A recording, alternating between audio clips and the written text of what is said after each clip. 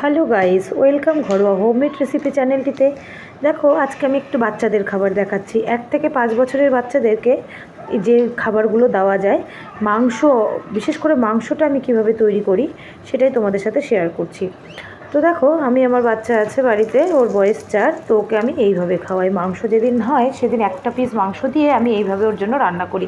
তো দেখতে পেলে সবজিগুলো আমি কি সুন্দর কেটে নিয়েছি, নেওয়ার পরে ভালো করে ধুয়ে নিয়েছি। 1 পিস মাংসর মধ্যে দিয়েছি, আর প্রেশারের মধ্যে একটু জিরে ফোড়ন দিয়েছি, সামান্য তেল দিয়ে, তোমরা ঘিও দিতে পারো, সামান্য বাটার দিতে পারো, যেটা ইচ্ছে বা যেটাতে স্বাদ হবে সেটাই খাবে।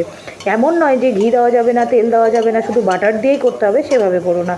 যেটাতে স্বাদ হবে, বাচ্চারা যেটাতে পেট ভরে মন ভরে খেতে পারবে সেভাবে ট্রাই করবে।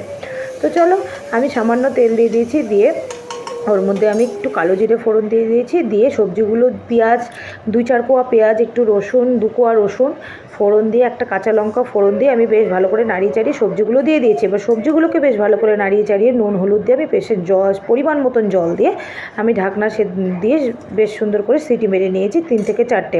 আর এই ডিম সেদ্ধ দেখতে পাচ্ছ, এই ডিম সেদ্ধটাও তার মধ্যে পরে দিয়ে দিয়েছি ডিমটা ছুলে। তো চলো দেখো, আমার এই ঝোলটা রেডি হয়ে গেল। খুব টেস্ট হয় খেতে। কেমন লাগলো জানিও এই খাবারটিটার। আজকের মতন এইটুকুই, বাই।